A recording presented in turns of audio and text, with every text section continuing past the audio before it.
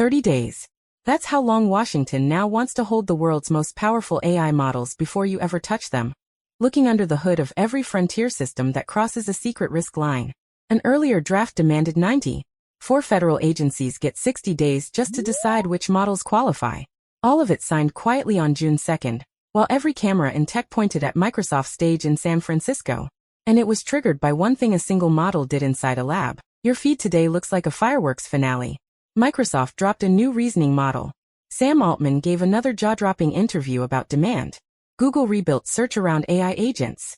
Chipmakers lit up Computex in Taipei. Every one of those is real. And every one of those is loud. But loud is not the same as important. The story that actually changes how this entire industry operates made almost no noise at all. Here is my claim, and I want you to hold me to it. By the end of this video, you will understand a decision that quietly rewires the relationship between the biggest AI labs and the United States government. A relationship that, until yesterday, basically did not exist. And you will see the single capability, demonstrated inside one company's lab, that forced the whole thing to happen. So let's do this in order. First, the shiny headlines everyone is celebrating. Then the detail almost nobody put on the front page. Then the reveal that reframes the entire thing. Stay with me, because the misdirection here is almost too perfect. The biggest companies wanted you watching the demos. And for one full news cycle, it worked beautifully. Start with Microsoft. At its Build conference in San Francisco, Mustafa Suleyman's team unveiled MAI Thinking 1, a brand new reasoning model. Alongside MAI Code, One Flash, which turns a plain English description into working source code for apps and websites. The pitch was efficiency and independence. Microsoft openly building its own models to lean less on OpenAI and cut costs for developers. And it wasn't only them. At Computex, Intel rolled out new rack-scale AI infrastructure for agentic workloads while rivals pushed AI into hospitals. The hardware floor was roaring too. It's a genuinely big deal. A trillion-dollar company quietly building an escape hatch from its closest partner. And here's where it gets interesting. That wasn't even the loudest voice in the room today. Because while Microsoft talked models, the man running OpenAI was talking about something much bigger. Raw runaway, almost frightening demand. Sam Altman, in an interview today, said coding models are now the single biggest driver of AI demand. His words, "We have significantly underestimated how much people want these." He framed the enormous Stargate data center build-out as a huge bet that this hunger keeps accelerating.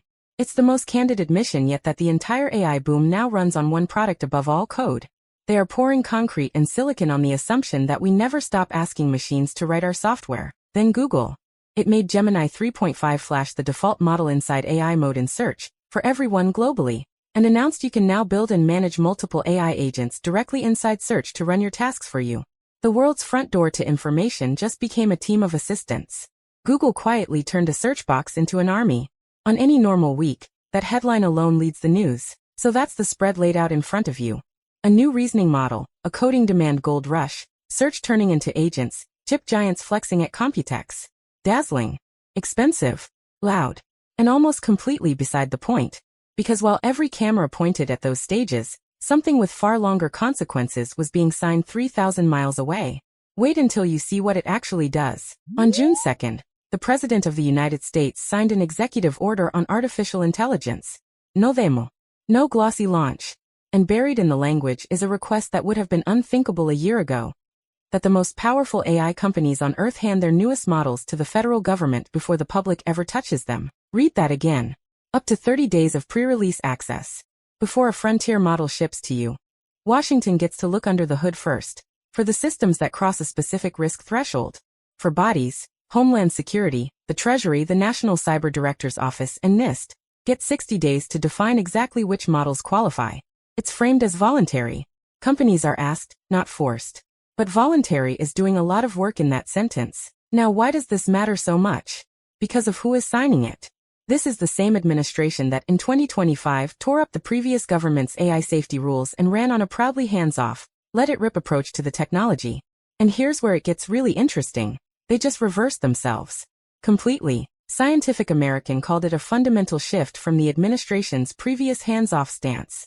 In plain terms, the side that spent a year saying government should get out of AI's way just built itself a door into the labs. Something inside those labs changed their minds. And when the deregulators suddenly ask for a key, you should probably ask what frightened them. And it goes deeper than a 30-day peek. The order spins up what officials are calling an AI cybersecurity clearinghouse, pulling in the Treasury, Defense, the NSA, and Homeland Security to work with companies and infrastructure operators, hunting down and patching vulnerabilities in AI software before attackers find them first.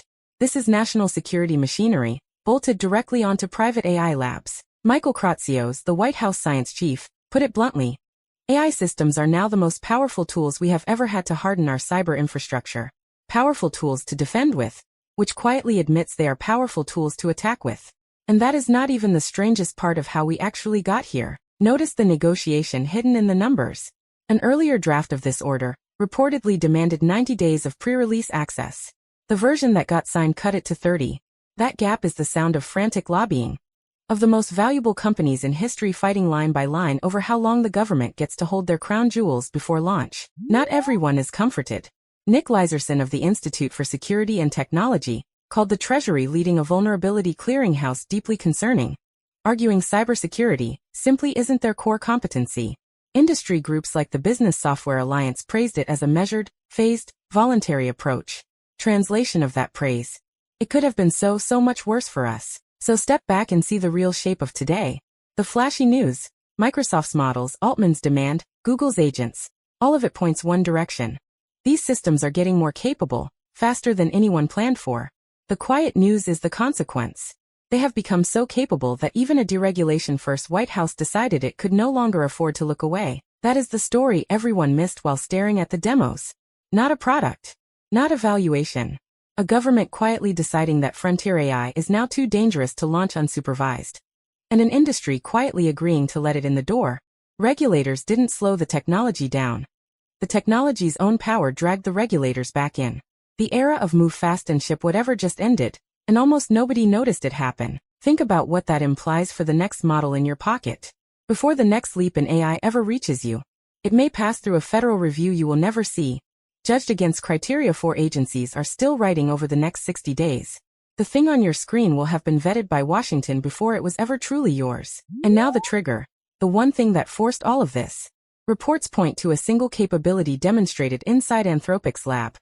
Its Claude Mythos model showed it could discover software vulnerabilities entirely on its own. An AI that can independently find the cracks in the world's code is also an AI that can exploit them. That one demonstration is what spooked Washington into reversing a full year of policy with a single signature. The biggest AI news today wasn't a shinier model. It was the moment the people in charge admitted these things had quietly become weapons. That's the story. If you'd watch one more like this, hit subscribe and I'll have another ready soon.